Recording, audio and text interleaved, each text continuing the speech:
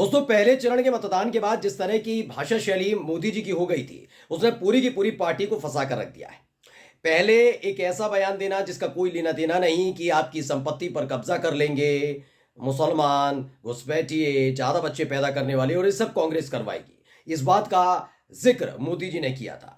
इस बीच उन्होंने एक बयान और दे दिया जो भारतीय जनता पार्टी के लिए गले की हड्डी या गले में फांस की तरफ चुभ गया है।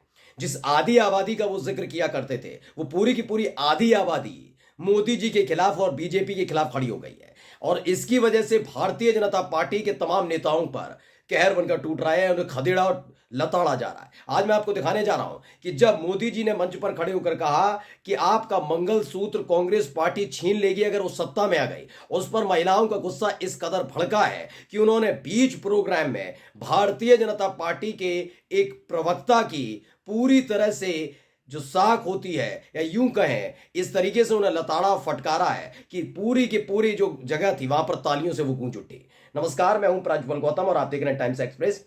मंगलसूत्र वाला बयान ज्यादा ही खुद मान रहे हैं बीजेपी के नेता, ज्यादा भूल गए मोदी जी। मोदी जी की एक एक बात को सोचिए, 2014 में लोग सुनते थे, 2019 में सुनते थे, हर चुनाव में सुनते थे। अब उन बयानों से वो उबने लगे, और इस कदर उबने लगे हैं कि बीजेपी के नेताओं पर मंगलसूत्र वाला बयान इस कदर भारी पड़ रहा है कि लोग ढूंढ ढूंढ कर बीजेपी के नेताओं को खदेड़ रहे हैं। पहले आज मैं एक डिबेट शो दिखाने जा रहा हूं। ये आज तक पर प्रोग्राम चल रहा था, ये मैनपुरी में कार्यक्रम चल रहा था, और वहीं पर आज तक पर जो प्रोग्राम चल रहा था तो बीजेपी के प्रवक्ता खड़े हुए थे। एक महिला ने कैसे मंगलसूत्र वाले बयान पर बुरी तरह से बीजेपी के प्रवक्ता को धो डाला, पहले सुनिए। मैं भाजपा के प्रवक्ता जी से पूछना चाहती हूँ कि अभी माननीय मोदी जी कह रहे थे कि महिलाओं का मंगलसूत्र चोरी होने से बचाना है। उनकी पत्नी यशोदा बहन जी का मंगलसूत्र कहाँ है? पर्सनल सवाल से बचिए आप लोग। मंगलसूत्र को लेकर उनका सवाल है कि कांग्रेस पार्टी सबके मंगलसूत्र ले लेगी, ये कहाँ से आया, ये उनका प्रश्न। तो इसमें अंजनाम कश्यप की भी भूमिका रही। वो बेचारी सक पका गई, उन्होंने भी देखा कि भाई ये क्या हो गया, तो कहने लगी व्यक्तिगत सवाल नहीं। देखिए, व्यक्तिगत सवाल नहीं, आप जब व्यक्तिगत होकर व्यक्तिगत बातें करेंगे तो ठीक लगता है। मुझे बस गोदी एंकर से इसी बात की शिकायत रहती है। जब मोदी जी कहते हैं 50 करोड़ की गर्लफ्रेंड, जब आप कहते हैं कांग्रेस की विधवा, जर्सी गाय, इस तरह की शब्दावली का इस्तेमाल किसके लिए किया था मोदी जी बता दें? या अपने परिवार के लिए किया था क्या? नहीं ना।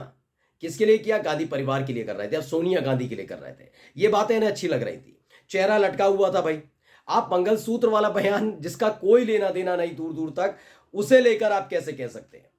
खुद सोचिए, एक ऐसा चीज जिसका जिक्र ना कांग्रेस कर रही है, ना उनका कोई नेता कर रहा है, ना घोषणा पत्र में कहीं लिखा है। ये आदमी, ये व्यक्ति इतना झूठ पर उतारू हो गए कि बड़ी बड़ी बातें कर रहे हैं।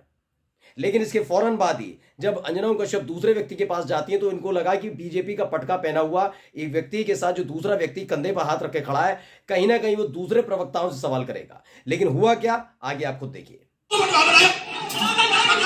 मेरा भाजपा के प्रवक्ता जी से सवाल है, भारतीय जनता पार्टी अपने आप को हिंदुओं का ठेकेदार पूरे देश में कहती घूम रही है। अभी इलेक्ट्रॉल बॉन्ड के नाम पर भारतीय जनता पार्टी ने बीफ काटने वाली कंपनी से जो 6 करोड़ रुपए चंदा लिया, उसका जवाब दे। तो उन्होंने यहां तो टाल लिया था कि भाई पर्सनल सवाल नहीं। अब इस व्यक्ति को कैसे रोका जाए? क्योंकि बीफ यानी कि जो गाय का मांस होता है, उनको बेचने वाली कंपनियों से इन्होंने चंदा लिया था। इन्हें लगा कि ये सारी बातें भूल जाएंगे, और इसीलिए ये सारा का सारा शिफुगा छोड़ा गया है कि आप मुसलमान जो हैं, घुसपैठिए जो हैं, ज्यादा बच्चे पैदा करने वाले जो हैं, हिंदू भाई बहनों की संपत्ति, जायदाद, जमीन, सोना चांदी पर कब्जा कर लेंगे।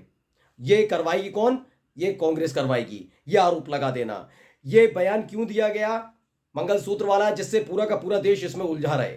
और इलेक्टोरल बॉन्ड, ये तमाम चीजें, चंडीगढ़ मेयर चुनाव में धांधली, इन तमाम चीजों को भूल जाए, यही तो किया जा रहा है। लेकिन वहां पर जब जैसे ही पूछा, देखिए मुंह केवल मुस्कुराते रहे हैं बीजेपी के प्रवक्ता। तो ये हालत है इस वक्त। ये जानते हैं बीजेपी के सारे नेता कि इस बार मोदी जी ने कुछ ज्यादा कर दिया, क्योंकि उनको चुनाव जीतने की छटपटाहट बहुत ज्यादा है दोस्तों। और जहां जहां वो चुनाव जीतने की कोशिश करने में लगे हुए ना, वहां वहां ये हालात पैदा हो रहे हैं। इसे संदीप चौधरी कमेंट्री नाम से ट्विटर हैंडल है, ट्वीट किया। क्या लगा, एक महिला ने जशोदा बहन के मंगलसूत्र के बारे में पूछकर बीजेपी और गोदी मीडिया की धज्जियां उड़ा दी। एक आदमी ने इलेक्टोरल बॉन्ड में बीफ काटने वाली कंपनी से लिए हुआ चंदे के घोटाले के बारे में पूछ लिया। अब आपको एक और चीज लेकर चल रहा हूं दिखाने कि कैसे दूसरे चरण के चुनाव के बाद हालत खराब है। दरअसल मेरठ के अंदर इन्होंने क्या किया कि इन्होंने अरुण गोविल, आपको जानते ही होंगे, जो रामायण में, जो दूरदर्शन पर रामायण आती थी, उसके जो एक्टर थे अरुण गोविल, जो राम बनते थे, उन्हें मैदान में उतारा। जिससे रामराज वाली बात सच्चाई लगने लगी। लेकिन पिछले कुछ दिनों में अरुण गोविल के कई वीडियोस भी सामने आए जिसमें सब जनता नाराज सी नजर आ रही है। उनको वो कह रहे हैं जिस आदमी को मुद्दे नहीं पता, जिसे मालूम ही नहीं कुछ होता, तो अरुण गोविल की हार पक्की नजर आ रही है। और ये मैं नहीं कह रहा हूं, खुद बीजेपी के नेता जो बूथ पर खड़े हुए थे, बूथ पर एजेंट बने हुए थे, वो क्या कह रहे हैं सुन लीजिए। पोलिंग कम होने का कारण अभी लोगों में शायद जागरूकता की कमी है और लोगों में शायद सरकार के प्रति थोड़ा बहुत रोष भी हो सकता है, या अरे यार आप तो बीजेपी के एजेंट हैं ना। नहीं, उनके खिलाफ रोष की भावना भी हो सकती है। ये भी एक कारण हो सकता है कि महंगाई का कारण हो सकता है, बेरोजगारी का कारण हो सकता है, इसके अलावा अन्य कारण भी हो सकते हैं। बीजेपी के एजेंट हो यार, अब पोलिंग खत्म होने के बाद कह रहे हो कि महंगाई कारण हो सकती है, और आपको क्या दरअसल हुआ है दोस्तों ये कि मेरठ में ज्यादा वोटिंग नहीं हो पाई, और सोचिए राम मंदिर बनाएंगे, रामराज का दावा करेंगे, और जिस व्यक्ति ने राम का किरदार निभाया चैनल पर एक प्रोग्राम में, तो उस व्यक्ति सीरियल के राम को उतारकर ये दिखाएंगे कि हम रामराज वाली पार्टी के का समर्थन करते हैं, ये दिखाने की कोशिश है। लेकिन उन्हीं के जहां पर साख दाव पर लगी है अरुण गोविल की, वहां पर देखिए बीजेपी के जो नेता है, बूथ एजेंट है, उसने ही कह दिया कि भाई कई वजह है, वजह एक नहीं है, वोटिंग कम होने की वजह एक नहीं है, वोटिंग कम होने की वजह कई सारी है। यानी मेरठ वाली सीट इनके हाथ से खिसक रही है, साफ साफ इस व्यक्ति ने बता दिया है। क्यों, क्या क्या बताया आपने सुना ही सुना।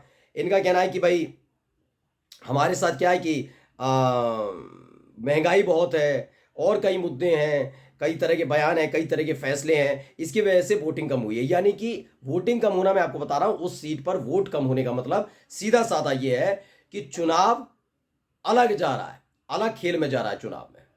लिख कर ले लीजिएगा।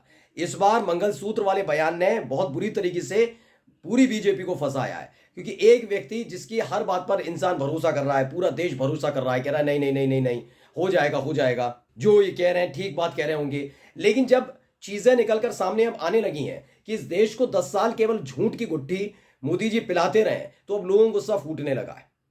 मैं ये नहीं कह रहा हूं कि वो वोट किसी और को डालने जा रहा है, लेकिन ये बात भी सच सामने आने लगी है कि वोट वो किसी को डाले ना डाले, लेकिन ये हकीकत है वो अपने नेताओं को नहीं डाल रहे हैं। अब जो कोर वोटर है बीजेपी का, वो भाग कैसे रहा है।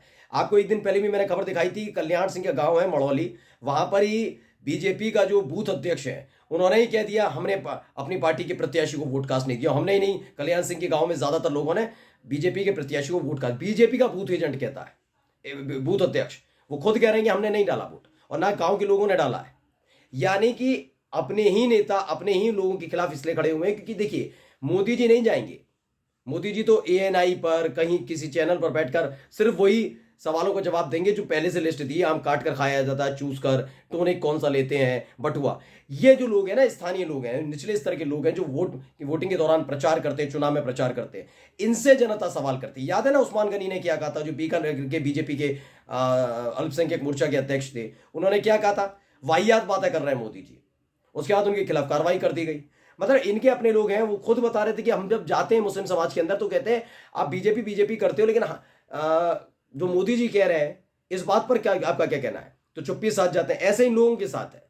इन लोगों से पूछते हैं ना, ये प्रचार करने जाते हैं, कहते हैं कि आइए बीजेपी को डाल दी, तो कहते हैं क्यों डाल दें, महंगाई इतनी बढ़ी हुई है, तमाशे अलग चल रहे हैं, हिंदू मुस्लिम अलग चल रहा है, मोदी जी झूठ बोलते हैं, ये तमाम चीजें हैं। यानी कुल मिलाकर मंगलसूत्र वाले बयान पर मोदी जी ने पूरी पार्टी को इस तरह से फंसा कर रख दिया है।